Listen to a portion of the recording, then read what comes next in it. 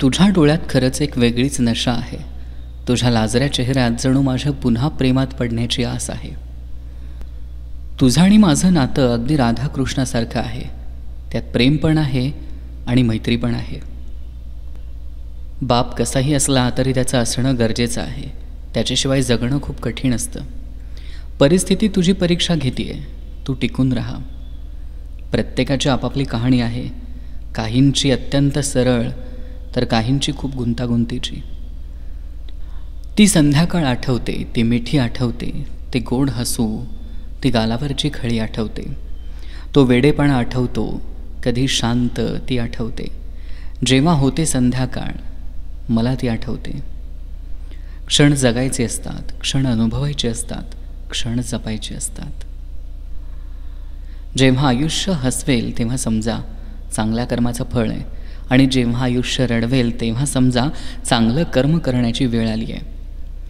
नात्यातली कटुता हक्कानं भांडून मिटवता येईल इतकं गोड नातं असावं.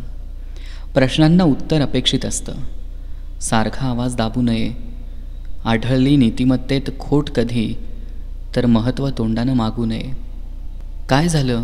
खूप शांत शांत राहायला लागलाय. कोणती गोष्ट मनाला लागली की कोणत्या गोष्टीवर मन लावून बसलाय. आयुष्यात फक्त जीव लावणारे शोधा. कामापुरते येतीलच तुम्हाला शोधत. संपत्तीच्या मागे धावणारे ही लोक कधीच एकनिष्ठ असू शकत नाहीत. कर्माचं तत्त्व फार वेगळं असतं. म्हणून कर्म करताना विचार करत जा.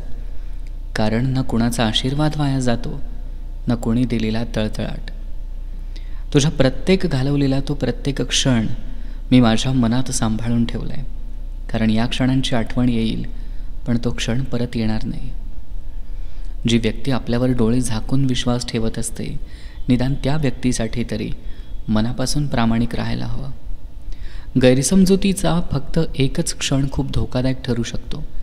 कारण काही मिनिटांमध्ये आपण एकत्र घालवलेल्या 100 सुखाच्या क्षणांचा तो विसर पाडतो. प्रत्येकाला खोटं बोलणारी माणसं गोड वाटतात आणि खरं बोलणारी माणसं कडू वाटतात. कारण निसर्गाचा नियमच आहे. गोड साखर रोग निर्माण करते आणि कडुलिंब औषधाचं काम करते. माझ्यावर आलेली वेळ एक चांगली शिकवण देऊन गेली. कुणी कुणाचं नसतं. मग प्रेम असो किंवा दुसरी नाती. तात्पुरती लोक आयुष्यात येतात आणि त्यांचं मन भरलं की आपल्या भावनांचा विश्वासाचा कचरा करून निघून जातात.